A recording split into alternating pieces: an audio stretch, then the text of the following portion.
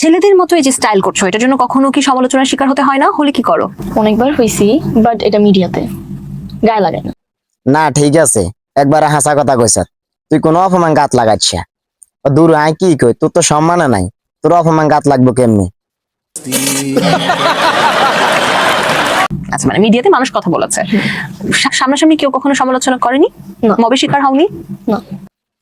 আপনারা বুঝেননি কথা, হেতের কোনো সম্মান নাই, কিলে হেতের যদি কোনো কেউ অপমান করে হেতের গাত লাগবে না, কিলে হেতে ছেলেদের পোশাক পরে ছেলেদের সাথে ঘষাঘষি করে করতে ভালো লাগে।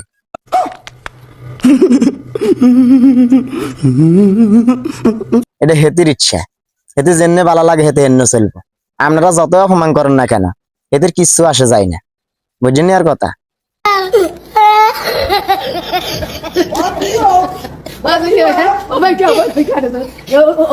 ছেলেদের মতো স্টাইল করলে হেতি করে মানুষের কি, আর মানুষের সমালোচনা করলেও হেতির কিছু আসে যায় না, কিনলে হেতি হেতির মতন চলে, হেতি যেমনি শান্তি হেতে হেনে চলবো। আঙ্গ কি, আমরা সমালোচনা করলেও হেতির কিছু আসে যায় না, কারণ হেতে ছেলেগুলোর লগে ঘষাঘষি করতে ভালো লাগে। ইয়াল্লাই হেতে যদি ছেলেকে পোশাক না পরে তাহলে কি হোলাগর লগে ঘষাঘষি করতে পারবো নি? হোলাগর লগে তো ঘষাঘষি করতে পারতো না, কিলে মানুষে দেখবো, মানুষে অপমান করবো, ইয়াল্লাই তো হাঁটতো না।